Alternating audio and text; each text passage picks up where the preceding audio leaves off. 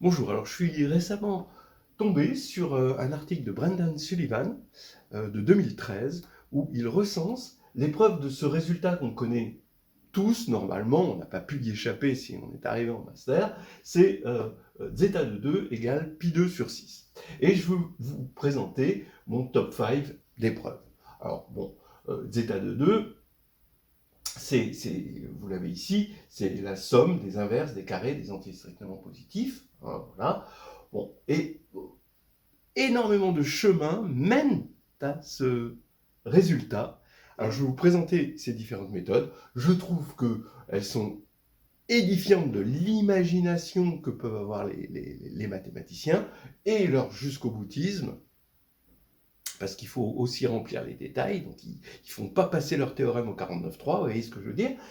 Mais bon, en revanche, bon, je serai peut-être un petit peu lâche sur, voilà, je vais faire un peu la grève des epsilon, puisque en ce moment c'est le moment des grèves.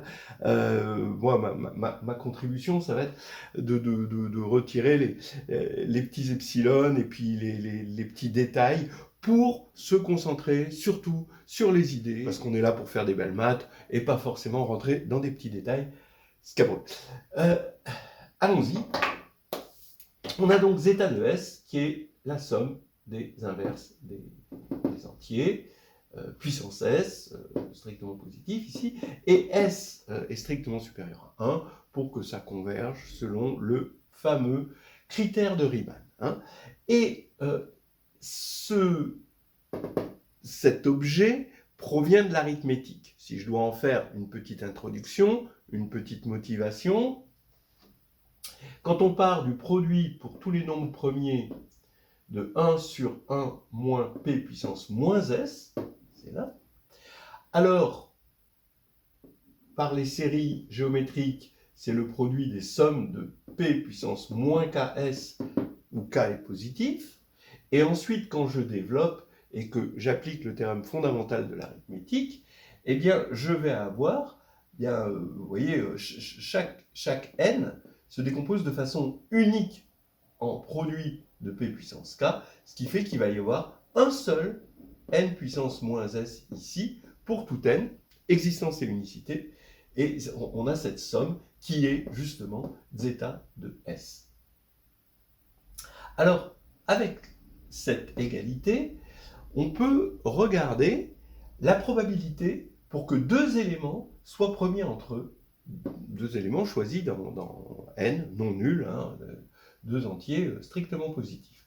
Alors, cet énoncé n'a pas beaucoup de sens, on va en donner un sens plus précis, mais au moins il a l'avantage d'être intuitif, à défaut d'être juste. Hein, là, je suis dans le Jean-Michel à peu près. Il ne connaît pas bien les paroles de ses chansons préférées. C'est Jean-Michel à peu près. Regardez, si on prend P, quelconque, parmi les nombres premiers, eh bien, on n'a pas, vous voyez, dans les symboles logiques, vouloir qu'ils soient premiers entre eux, c'est vouloir la négation de P divisé m1 et P divisé m2 pour tout P. Bon. Alors, quelle est la probabilité? Déjà, il ne faut pas avoir 2 divisé m1 et 2 divisé m2. Bon, mais on a une chance sur 2 que 2 divisé m1, une chance sur 2 que 2 divisé m2, et comme on ne veut pas, ça fait 1 moins 1 demi au carré. On fait pareil pour 3, 1 moins 1 tiers au carré, 1 moins 1 cinquième au carré, etc., etc. Et donc, on a le produit pour P d'un grand P de 1 moins 1 sur P2. Voilà. Ce qui est, si vous regardez bien, exactement l'inverse de ceci. Donc l'inverse de zeta de 2 pour S égale 2. Voilà. Et donc, c'est 6 sur pi2, cette probabilité. Alors, bon. Alors maintenant, si on devait prendre S nombre, et alors là, il faudrait préciser la probabilité qu'ils soient globalement premiers entre eux, vous voyez de la même manière que ça donnerait 1 sur zeta de S, cette probabilité. Alors, bien sûr, ça ne veut rien dire. En fait, il faudrait prendre la probabilité pour que M1, donc la probabilité Pn, pour que M1, M2, qui sont entre 1 et n, soient premiers entre eux, D'accord? Alors là, ça ferait apparaître des parties entières, donc c'est moins joli, vous voyez. Moins, du coup, on perd en intuition de l'objet, mais on gagne en précision, évidemment, et ça, c'est essentiel. Et on tomberait aussi, on ferait tendre ensuite n vers l'infini, et bien sûr, avec quelques manipulations un peu, voilà, quoi, autorisées, mais quand même un petit peu pénibles, on tomberait sur 6 sur pi 2, entre parenthèses, c'est dans Carnet de voyage en analyse temps, la vraie preuve. Hein. Ça, c'est la preuve intuitive. Voilà. Donc, on va attaquer cet objet, zeta de 2, qui est la somme des inverses des carrés des entiers strictement positifs, et on va l'aborder. Ce qu'on va trouver dans les différentes méthodes, c'est pas toujours exactement zeta de 2, ça peut être aussi la somme des impairs, vous voyez, pour donc la partie impaire, 1 sur 1 au carré, plus 1 sur 3 au carré, etc. etc. Donc, tout de suite, ce que je fais, c'est que je décompose cette somme en I de 2, donc les impairs, et P de 2, les paires, évidemment. Donc les paires, les voilà. Et quand on met un quart en facteur, on voit tout de suite qu'on a un quart de zeta de 2. Ce qui veut dire que I de 2, bah, c'est 3 quarts de zeta de 2. Voilà. Ça, on s'en servira, on se le garde sur le coude. Alors, je vais vous présenter mon top 5 des preuves, en commençant par la 5e et en arrivant à ma préférée, mon gros coup de cœur. Attention, quand je dis top 5, c'est des préférences personnelles et ça n'a rien à voir avec la géodésique. C'est-à-dire, pour moi, la beauté d'une preuve, c'est le voyage. C'est le voyage qu'elle nous fait faire. Dans quel monde elle nous amène et comment elle nous dépose. Pas forcément le trajet le plus court, c'est pas l'autoroute. D'accord ? Alors des fois, on apprécie l'autoroute, et ça peut être très appréciable, mais ce n'est pas le critère fondamental. Il faut bien s'attendre à avoir plutôt un côté carnet de voyage, guide du routard, et se balader un petit peu dans la beauté et la diversité des mathématiques.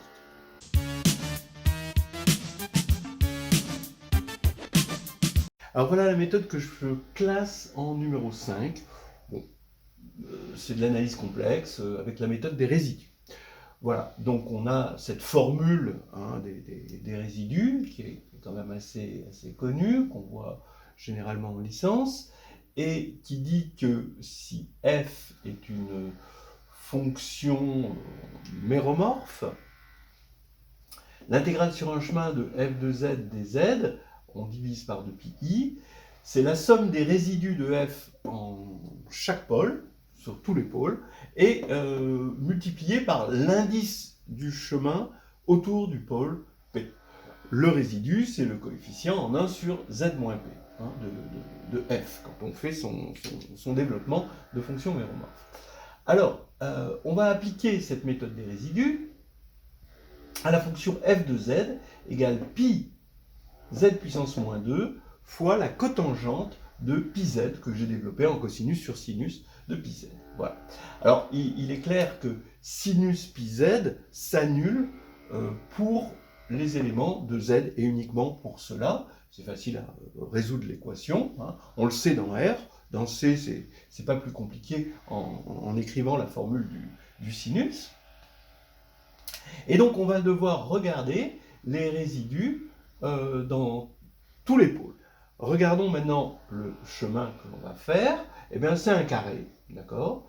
C'est un carré. Ici, on va avoir n plus 1 demi, et là, n plus 1 demi, d'accord ? Vous voyez, c'est le carré centré en haut, et de longueur, d'arête, 2n plus 1. Voilà. Alors, donc vous voyez que les résidus sont ici en rouge, le lacet il est en vert, les résidus ils sont là, et c'est cela qu'il va falloir regarder. Alors, on va regarder le résidu en un n, petit n, qui est non nul. Il y a un petit cas particulier, évidemment, on le voit tout de suite, en 0. Alors, en n non nul, du coup, on remplace z par n petit n plus h, où h tend vers 0. Et ça fait pi n plus h puissance moins 2.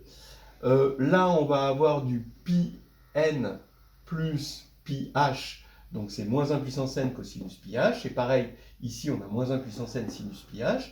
Les moins 1 puissance n s'éliminent. Et donc, il va rester, ici, on prend l'équivalent, c'est 1. Ici, l'équivalent, c'est 1 sur n2. Ici, l'équivalent, c'est pi h au dénominateur. Les pi s'éliminent, donc ça fait 1 sur n2h, ce qui fait que le résidu, puisque c'est le coefficient finalement en 1 sur h, eh bien, le résidu, c'est 1 sur n2. Mais attention, n est non nul. Il faut faire à part le résidu en 0. Alors, le résidu en 0, ici, il faut regarder le développement de pi z puissance moins 2. Et là, bon, je vous ai dit, je fais la grève des epsilon. 1 moins pi 2 z2 sur 2, z pi moins z cube pi cube sur 6. Voilà. On voit que c'est un pôle d'ordre 3, mais on va regarder son résidu, c'est-à-dire le coefficient en 1 sur z. Et là, on va mettre z puissance moins 3 en facteur. On élimine les pi ici. Et là, on va utiliser une petite formule de série géométrique pour avoir 1 moins z2 pi 2 sur 2, et plus, donc quand on va mettre z en facteur et pi en facteur, il va rester, donc puisqu'on va remonter, ici ça va faire plus z2 pi 2 sur 6, ici, ce qui va faire que le terme en 1 sur z, le résidu, ça va faire moins pi 2 sur 2 plus pi 2 sur 6, c'est-à-dire moins pi 2 sur 3. Alors maintenant, on va essayer de borner cette fonction-là. On va montrer que cette fonction est bornée sur gamma grand N, et c'est là qu'on va comprendre comment gamma grand N a été construit. Et bon, c'est pas difficile de montrer que cosinus pi z sur sinus pi z au carré, quand on va développer z en x plus iy, avec x et y réels, eh bien ça va donner cosinus carré pi x plus sh carré pi y sur sinus carré pi x plus sh carré pi y. Donc là, on voit pourquoi on a choisi ce carré-là, n plus 1,5, pour avoir ici quelque chose qui donne 1, et donc on est sûr qu'il n'y a pas d'annulation ici du dénominateur. Et ici, on va avoir quelque chose de borné, ici quelque chose de borné, et là, ça se compense parce que c'est la même chose. Et donc ça va être borné. Donc ici, comme ça va être borné, on va avoir de l'intégrale de dz sur z2, et ça, évidemment, ça va tendre vers 0. Donc cette intégrale, quand n, donc si je mets un grand N, cette intégrale, quand grand N tend vers l'infini, elle va tendre forcément vers 0. Ça, c'est assez clair. Mais d'autre part, en regardant la formule des résidus, ça veut dire que, alors l'indice, évidemment, l'indice c'est 1, parce que ça fait une fois le tour, d'accord, autour des pôles. Et quand on fait tendre donc vers l'infini, on va récupérer toute la série. On regarde le pôle en 0, ça fait moins pi 2 sur 3 fois 1, parce que l'indice ici. Et puis, on a des n qui sont positifs, des n qui sont négatifs, qui ont exactement le même résidu. Donc, on les regroupe pour faire 2 fois la somme des 1 sur n2. Et donc, ça nous fait bien que zeta de 2, c'est-à-dire ça, est égal à pi 2 sur 6.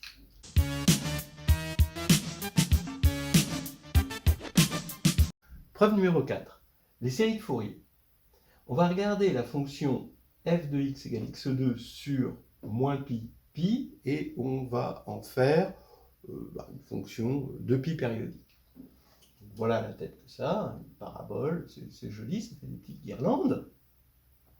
Et le théorème de Dirichlet, on assure ici qu'on a du C0, et puis c'est du C1 par morceau, eh bien, on a que f de x est égal à la somme pour n dans z de Cn exponentielle de Inx, où Cn, c'est les coefficients de Fourier, c'est 1 sur 2pi, intégrale de moins pi à pi de f de x exponentielle de moins I nx dx. Voilà. Alors, on intègre par partie. Pour n égale 0, c'est facile. Et pour n différent de 0, Eh bien, on intègre ça par partie. Donc, je vais regarder juste cette partie-là. J'intègre par partie, je dérive x2 et j'intègre ça. Bon, alors ça va me faire un facteur ici. Et à cause du x2 ici, et le fait qu'on a la même chose là pour pi et moins pi, ça va faire 0. Donc, il va rester ici 2 sur in, quand on intègre ça. Il y a un plus, à cause du moins là. Intégrale de moins pi à pi de... Alors, le 2 vient de 2x, en fait, quand on dérive ici.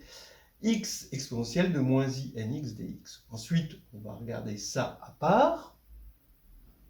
Pareil, on intègre par partie, on dérive là, on intègre là.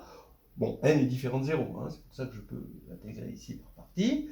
Là, j'ai ça, et cette fois-ci, j'ai une intégrale sur une période de l'exponentielle. Donc ici, ça fait 0, et il va me rester plus que ça, et on se convainc que ça fait moins 2 sur in, facteur de moins 1 puissance n, qui vient de, quand on prend x égale pi ici, et moins pi, fois pi, hein, qui vient de x égale pi, et moins pi ici. Voilà. Et 2 fois, parce que on a ajouté 2 fois la même chose. Bien. Alors, ici, je vais récapituler, et je vais avoir Cn égale donc 1 sur 2pi. Ensuite, j'avais ce 2i sur n qui est là. Et puis là, j'ai moins 2, moins 1 puissance n, pi sur in. Donc, je simplifie les 2, je simplifie les pi. J'ai i fois, ça fait moins 1, je simplifie les moins 1. Et il va me rester moins 1 puissance n fois 2 sur n2. Bon, c'est 0, c'est pour n égale 0. Là, c'est l'intégrale. Eh bien, attention, il ne faut pas oublier de diviser par 2pi. Donc, on divise par 2pi, on va avoir du 2 tiers de pi 3, et il va nous rester pi 2 sur 3.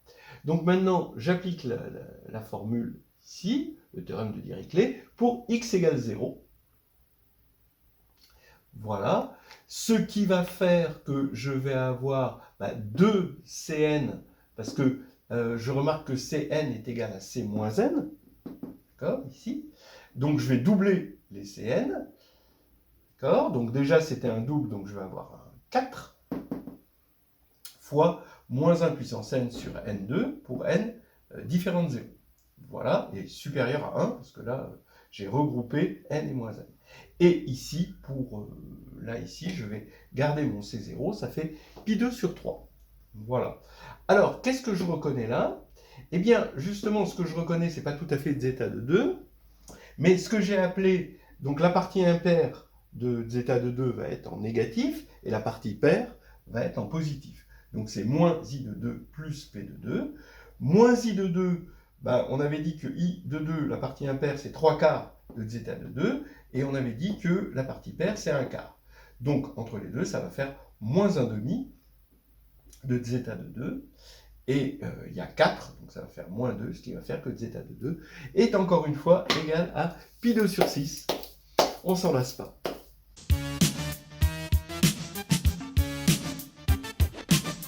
Alors, ma preuve numéro 3, eh bien, c'est une rencontre entre Taylor et Wallis. Bon, je l'aime bien, parce qu'en fait, c'est la première preuve que j'ai apprise quand j'étais en maths spé, avec un prof qu'on appelait le bestial, et qui gueulait tout le temps. Donc, j'entends encore ces hurlements en voyant cette preuve. Voilà. Alors, elle est simple, elle est assez simple. Elle demande quand même de connaître le développement de Taylor et l'intégrale de Wallis. Bon, l'intégrale de Wallis, ça se fait assez bien en exercice avec une petite récurrence. Alors allons-y. On part du développement de Taylor de arcsinus. C'est la somme pour n supérieur ou égal à 0. Alors ici, on a un produit des impaires, un produit des paires, et x puissance 2n plus 1 sur 2n plus 1. Je vous rappelle que cette formule, elle provient du développement de 1 sur racine de 1 moins x2, et ensuite que l'on intègre. Et ici, on a bien sûr la condition que la valeur absolue de x doit être strictement inférieure à 1. Donc ici, je pose x égale sinus t, donc ici je vais avoir t va se balader entre 0 et pi sur 2, et je vais avoir ici t, et ici, je remplace x par sinus t. Alors maintenant, j'intègre de 0 à pi sur 2 cette formule, et je vais faire passer, alors bien sûr, ça demanderait quelques explications, mais je vais faire passer l'intégrale sous le signe somme. Ça demande d'avoir une bonne mesure de notre reste ici, et bon, avec on peut majorer le reste et voir qu'il est insignifiant. Pas tout à fait évident, mais bon, je joue mon joker, et ici, donc, je fais passer sous le signe somme ici, et là, je vais reconnaître une intégrale de Wallis. Donc ici, j'écris Wallis, d'accord, donc c'est sinus, l'intégrale de 0 à pi sur 2 de sinus 2n plus 1 de t dt, c'est égal au produit des paires sur le produit des impairs ici.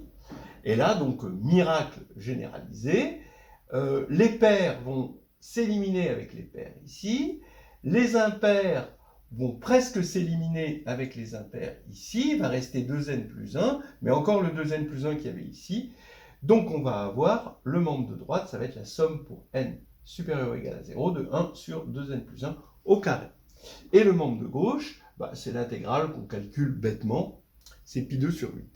Voilà. Donc on reconnaît ce qu'on a appelé I2, la somme la partie impaire de zeta sur 2, qui est égale à 3 quarts de zeta sur 2, et ça nous fait zeta sur 2 égale pi 2 sur 6.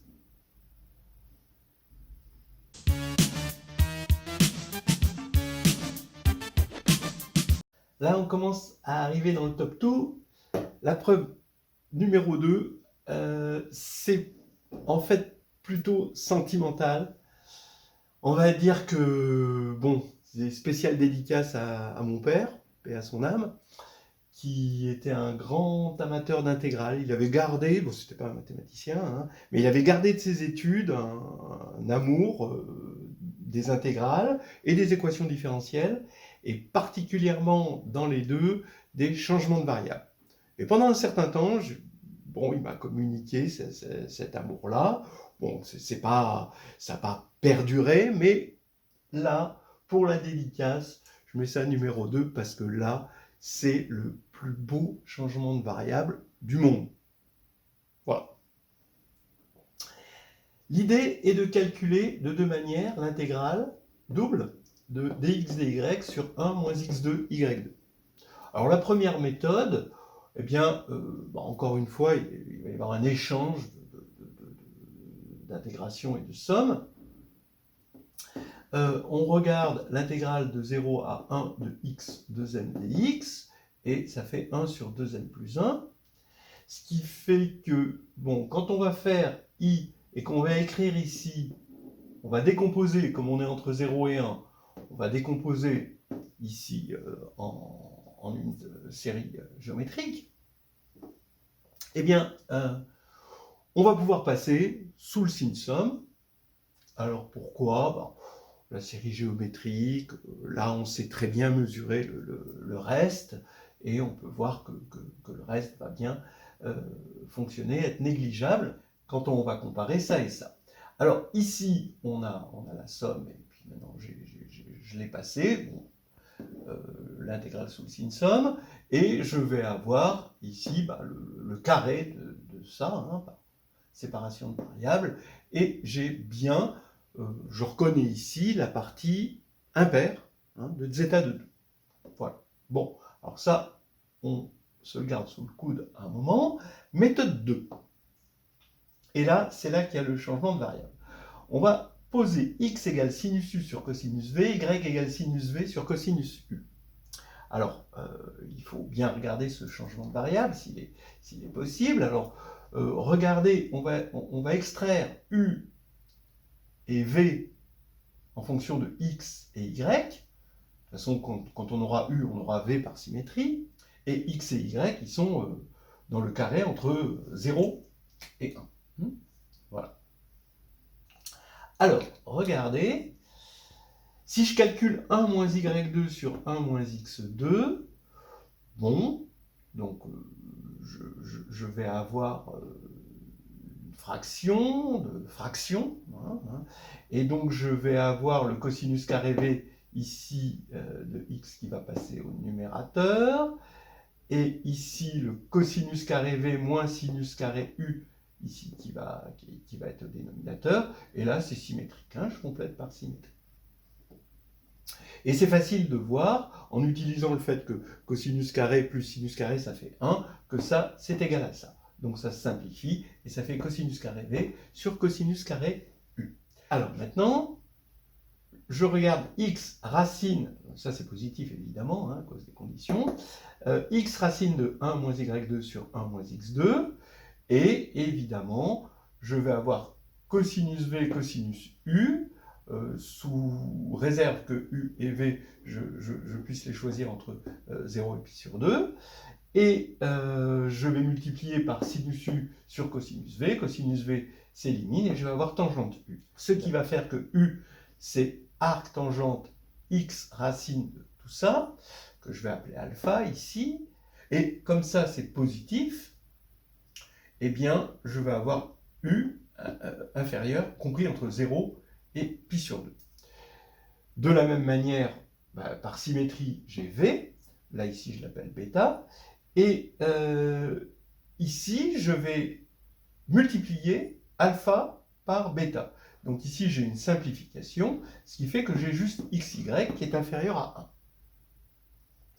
1. Et donc, si vous pensez à la formule célèbre que quand U est positif, hein, arc tangente U plus arc tangente 1 sur U est égal à pi sur 2, d'accord ?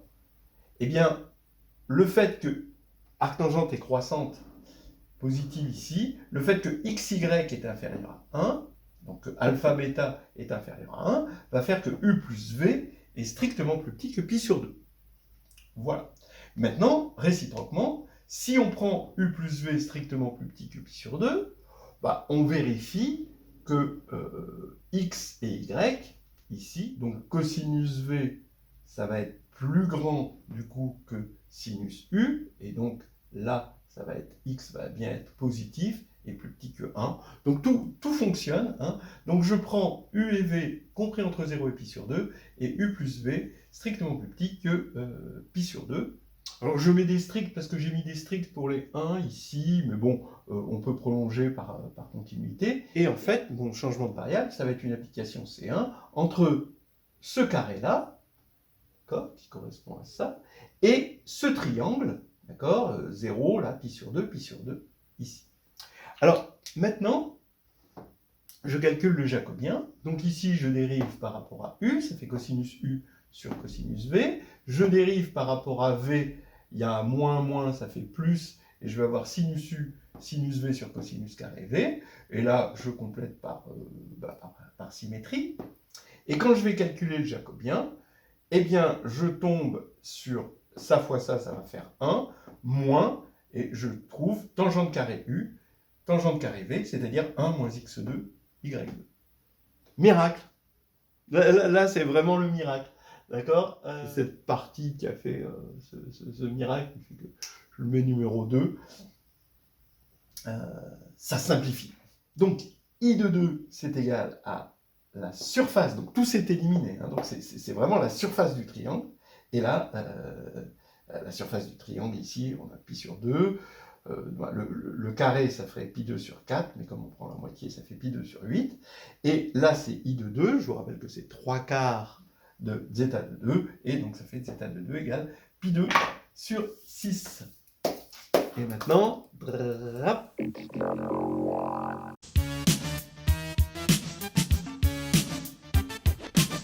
donc, là maintenant, on arrive à ma préférée, l'épreuve de sigma de 2 égale pi 2 sur 6. Elle est un peu longue, c'est pas la plus courte, mais je trouve que c'est le plus beau voyage. En plus, étant donné qu'au départ, zeta de 2, c'était un nombre qui venait de l'arithmétique, on pourrait se sentir frustré que ce soit pas l'arithmétique qui lui rende raison, quoi. Et donc, voici une preuve arithmétique, ou plutôt une preuve qui tient de ce qu'on appelle la géométrie arithmétique. Voilà. Alors on va partir. Bon, alors ça demande du background. Hein. C'est le théorème des 4 carrés qui dit que tout entier naturel n peut se décomposer en somme de 4 carrés avec son petit codicile qui dit qu'il y a R de n façons de décomposer n en 4 carrés. R de n étant égal à 8 sigma de n. Alors, ce que j'appelle sigma de n, c'est la somme des diviseurs. Donc, j'introduis la fonction somme des diviseurs. D'accord? Diviseur positif, hein, évidemment. R de n est égal à 8 sigma de n si 4 ne divise pas n. Et R de n est égal à 8 facteur de sigma de n moins 4 sigma de n sur 4 si 4 divise n. Donc, voilà le théorème des 4 carrés dans toute sa splendeur. Et relié à la fonction somme des diviseurs. Bon, alors ce qu'on connaît le mieux, c'est la moyenne de la somme des diviseurs, ou, si vous voulez, ce qui revient au même, la somme de k égale 1 à n, de la somme des diviseurs de k. D'accord? Donc regardez, on va le faire. Donc ça, c'est la somme de k égale 1 à n, ici, de somme de m divise k de m. Bon, bah, évidemment, hein, c'est la définition. Maintenant, bon, je vais appeler cette somme sigma n, d'accord? Et je reprends, ici, j'ai la somme des m, mais je vais changer de, comme m divise k, je vais poser k égale md, et je vais faire la somme sur m et d, où md va entre 1 et n, puisque md c'était k. Donc là, tout va bien. Donc maintenant, bah, d, il va de 1, évidemment, à n, d'après ça, et m va de 1 à partie entière de n sur d. Voilà, donc c'est juste un petit changement de variable. Et ça, bon, bah, c'est la série arithmétique, donc on connaît la somme des n premiers nombres, évidemment.